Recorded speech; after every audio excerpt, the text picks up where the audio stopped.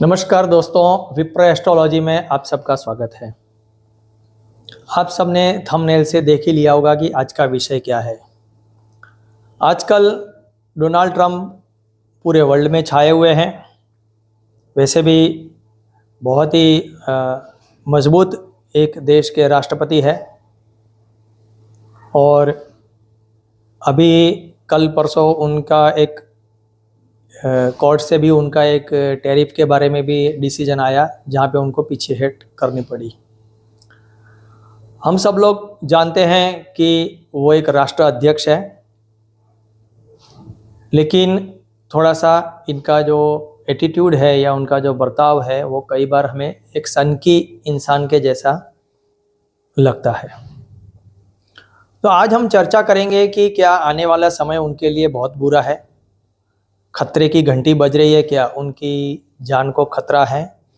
क्योंकि कुछ समय पहले, चुनाव से पहले करीब 1 साल पहले जब वो प्रचार में थे, उन पर गोली चली थी और उनकी जान को एक बार खतरा आ चुका है।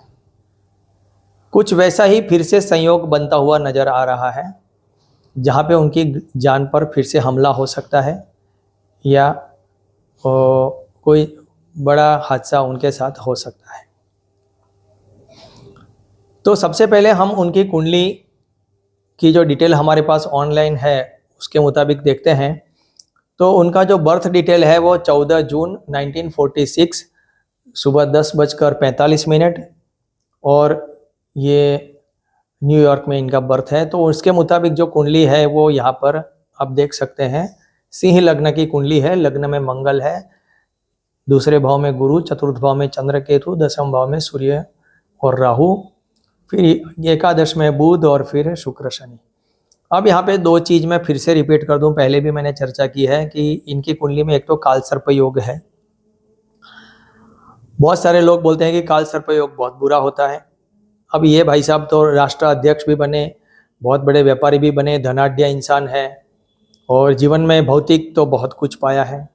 दूसरी इंपॉर्टेंट चीज़ इनके कुंडली में अगर देखें तो ये इनका पूर्णिमा का जन्म है और ये इनका बर्थ हुआ उसी वक्त चंद्र ग्रहण रियल में हुआ है, क्योंकि चंद्र केतु और सूर्य राहु दोनों साथ में ही है और बहुत क्लोज कंजक्शन है। चंद्र केतु भी एक ही नक्षत्र में एक ही पद में है, ज्येष्ठा के चतुर्थ पद में, और सूर्य राहु भी मृगशिरा नक्षत्र के दूसरे पद में है। तो डिग्री कली भी बहुत क्लोज है। तो रियल जब चंद्र ग्रहण हो रहा था, क्योंकि पूर्णिमा का होता है तो चंद्र ग्रहण ही होता है, सूर्य चंद्र आमने सामने है, तो उस दिन उनका बर्थ हुआ है जब चंद्र ग्रहण हुआ है। तो ग्रहण दोष भी बहुत पूरी तरह लगा हुआ है। तो यहाँ पर हम देख सकते हैं कि ग्रहण दोष होने के बावजूद, काल सर्प दोष होने के बावजूद भी ये इंसान एक वर्ल्ड फेमस इंसान बना है, बहुत ही धनाढ्य बना हुआ है, व्यापार में भी बहुत सफलता प्राप्त किया है और राष्ट्र अध्यक्ष 1 बार नहीं 2 बार बना है। तो कर्म की गति न्यारी होती है और पूर्व जन्म के कर्म भी बहुत ही रोल प्ले करते हैं। चलिए अब हम इनके मुद्दे पर आते हैं कि जो आने वाला समय है बहुत ही कठिन है। वो कैसे है तो हम फटाफट चेक कर लेते हैं। वीडियो बहुत लंबा नहीं होगा, लेकिन आप जरूर ध्यान से देखें और समझें। गोचर में बात करते हैं तो सबसे इम्पोर्टेंट, अभी सबसे जो इम्पोर्टेंट गोचर है वो शनि का है। बहुत टिपिकल जा रहा है। शनि अभी मीन राशि में जा रहा है गोचर, जो लग्न से अष्टम है। अभी वो उत्तर भाद्र नक्षत्र से जा रहे हैं, फिर वो मई से वो आएंगे रेवती में। अब क्या है यहाँ पर कि यहाँ शनि जो है वो अभी तो कुछ 8-9 डिग्री पे उनका गोचर है, लेकिन अभी थोड़ा सा शनि भी अतिचारी चल रहे हैं। तो ये जो इनका लग्न है वो करीब 16 डिग्री 46 मिनट का है, तो करीब 17 डिग्री मान के चलो। तो शनि महाराज 17 डिग्री पर पहुंचेंगे तो एग्जैक्टली वो उनके लग्न से 64th नवांशा यानी 64वें नवांशा में जाएंगे, जो बहुत सेंसिटिव पॉइंट होता है।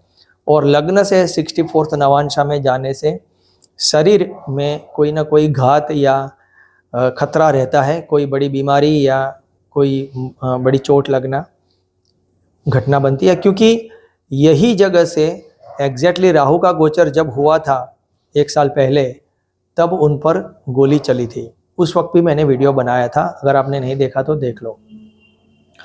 तो अब यहाँ से शनि महाराज वहाँ से गोचर करेंगे करीब 10-12 मई से, जो बहुत ही सेंसिटिव पॉइंट है।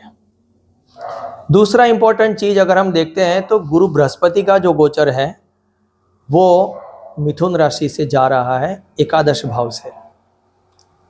अब यहाँ पे देखिए तो गुरु बृहस्पति का शुभ प्रभाव किसी भी ग्रह पर नहीं आ रहा है, केवल बुध के ऊपर से जाना। अब बुध तो आद्रा नक्षत्र में है और गुरु बृहस्पति पुनर्वसु में है, तो गुरु बृहस्पति बुध के ऊपर से तो निकल चुके हैं, तो बुध पर भी उतना कोई शुभ प्रभाव नहीं आ रहा है।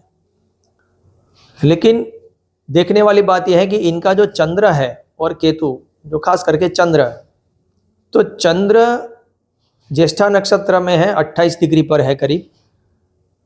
तो ये गुरु बृहस्पति भी मई महीने में, मई से जून तक जब वो कर्क राशि में चले जाएंगे जून में, तो वो करीब करीब वही 28 डिग्री के आसपास वहाँ से गुजरेंगे, 27, 28, 29। तो ये इनके जो चंद्र के जो डिग्री है उसके मुताबिक उतने से जाएंगे, और वो चंद्र से अष्टम भाव है। आप ध्यान से देखिए, चंद्र इनका वृश्चिक राशि में है, वहाँ से अष्टम है। तो चंद्र से गुरु का 64th नवांशा में ट्रांजिट और लग्न से शनि का 64वें नवांशा में ट्रांजिट, ये दोनों ही एक साथ करीब करीब मई महीने में ये हो रहा है, अप्रैल एंड से ही करीब मई। अब शनि महाराज दूसरा क्या करेंगे कि वो चले जाएंगे रेवती नक्षत्र में। तो रेवती से शनि की जो नक्षत्र दृष्टि है वो 19वें नक्षत्र पर आती है। तो रेवती से 19वां नक्षत्र अगर हम गिनते हैं तो वो ज्येष्ठा आता है। वो ज्येष्ठा नक्षत्र पर उनका चंद्र है और केतु भी है। तो शनि जब जब केतु के साथ संपर्क में आता है, चाहे दृष्टि भाव से या कंजक्शन से, तो वो विध्वंसकारी परिणाम लाता है। यानी ये इंडिकेट हो रहा है कि ये कुछ अच्छा परिणाम नहीं देख रहा है, और चंद्र पर भी अशुभ प्रभाव, उसकी अशुभ दृष्टि रहेगी। नक्षत्र दृष्टि की बात कर रहा हूं मैं।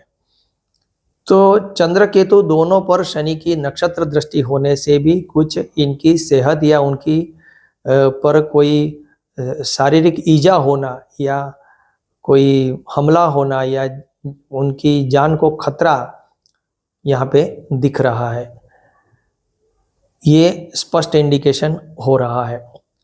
अब हम देखते हैं कि राहु का गोचर हम देख लेते हैं।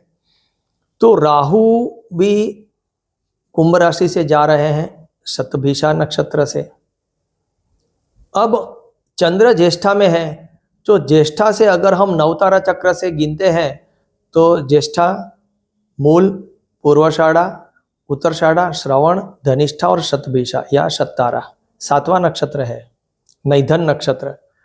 तो नवतारा चक्र के मुताबिक ये 7वें नैधन नक्षत्र में राहु का गोचर चंद्र से हो रहा है, जो टोटली अशुभ है, जो एक तरीके से जान को खतरा या स्वास्थ्य को खतरा का स्पष्ट इंडिकेशन दे रहा है। दूसरी इंपॉर्टेंट चीज ये है कि इनका लग्न में केतु जाएंगे, लग्न से गोचर केतु का होगा। वो ऑलरेडी है, लग्न सिंह राशि से ही है, लेकिन वो केतु उस वक्त मघा नक्षत्र में आ चुके होंगे मई महीने में। तो मघा नक्षत्र में इनका लग्न में जो योग कारक मंगल है, तो मंगल जो योग कारक है, जो इनको एक सबसे बड़ी ऊर्जा या स्ट्रेंथ दे रहा है, उसके साथ केतु का कंजक्शन होने से भी एक आग अकस्मात की घटना का अंगारक, भारी अंगारक योग बन रहा है, जो आग अकस्मात की संभावना को बना रहा है। अब उसको हम दशा के दौर पे देखें, बहुत ही इंपॉर्टेंट 2 दशा हम फटाफट देख लेते हैं कि जो विंशोत्तरी दशा भी उनकी अभी गुरु की चल रही है 2016 से। अब गुरु में अभी जो चल रहा है वो शुक्र चल रहा है 2026 की नवंबर तक। अब उसमें शुक्र में उनकी जो दशा चल रही है 26 अप्रैल से 15 सितंबर तक बुध की चलेगी। तो 26 अप्रैल से 15 सितंबर तक बुध की दशा जो चलेगी वो उनके लिए अच्छी नहीं है, क्योंकि जो बुध है वो सिंह लग्न के लिए और चंद्र राशि वृश्चिक लग्न के लिए, दोनों के लिए ये बहुत ही डेंजर प्लेनेट है, मारक है। क्योंकि सिंह लग्न के लिए द्वितीयेश है और वो अभी एकादश भाव में भी बैठा हुआ है स्वग्रही होकर, और चंद्र कुंडली से देखिए तो भी वो एकादश का स्वामी वृश्चिक लग्न के लिए, वृश्चिक लग्न की कुंडली चंद्र से बनती है, और अष्टम भाव का स्वामी। तो दोनों तरफ से बुध कोई खास बेनिफिशियल प्लेनेट नहीं है, और वो एकादश में बैठा हुआ है, चंद्र कुंडली से अष्टम में बैठा हुआ है। तो 26 अप्रैल से बुध की अंतर्दशा इनको बहुत ही खतरनाक स्टार्ट हो रही है, जो इनको कुछ भी कर सकता है। जो मैंने पहले कहा कि मई में तो गोचर भी अशुभ आ रहा है, और यहाँ पर दशा भी बता रही है कि बुध की दशा अशुभ है 26 अप्रैल से। और उसमें भी जो पहला फेज है 26 अप्रैल से 16 मई तक बुध में बुध, और 16 मई से 24 मई तक केतु, फिर वापस शुक्र 17 जून तक। तो बुध में बुध, उसके बाद केतु, केतु से भी बुध अष्टम में है, और उसके बाद फिर से शुक्र।